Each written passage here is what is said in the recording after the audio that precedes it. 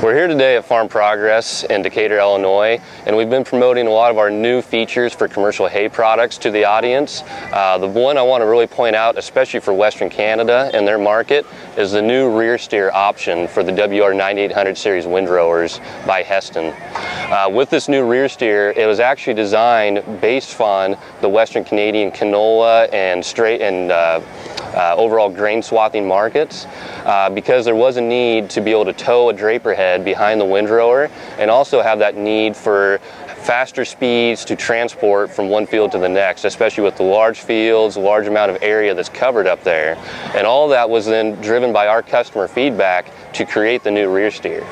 So what you can see is still a very similar rear axle of what you're familiar with. This is the traditional glide rider rear axle, but now we've added the steering component, as you can see right here with the cylinders.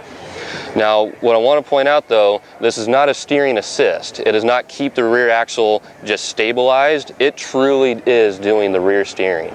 So now our front end is more of a power drive unit, and the rear end is doing the steering of the machine when in transport, which is now up to 24.5 miles an hour transport speed, nearly 40 kilometers per hour.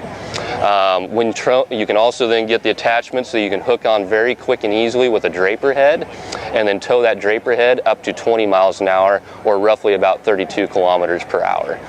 So some very good transport speeds to help you out. Another big thing about it though is there are no adjustments that are required. So when you are done in the field, ready to move to the next one, there's nothing out here you have to get back and adjust for the machine. You don't have to hook on a weight box or anything up front. You simply, in the monitor, just select the RearSteer speed range and you're ready to take off. Hook onto your draper head and just go. And the draper head does have its own slow speed transport kit if you get that option, and this really isn't just a one-man operation. You can operate in the field, swath your canola, swath your peas, and then when you're done, unhook, hook on, transport to the next field all by yourself, one-man show.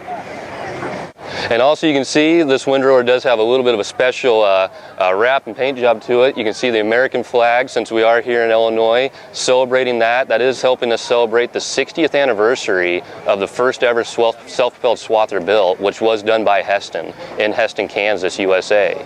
So this is a way to commemorate the 60th anniversary.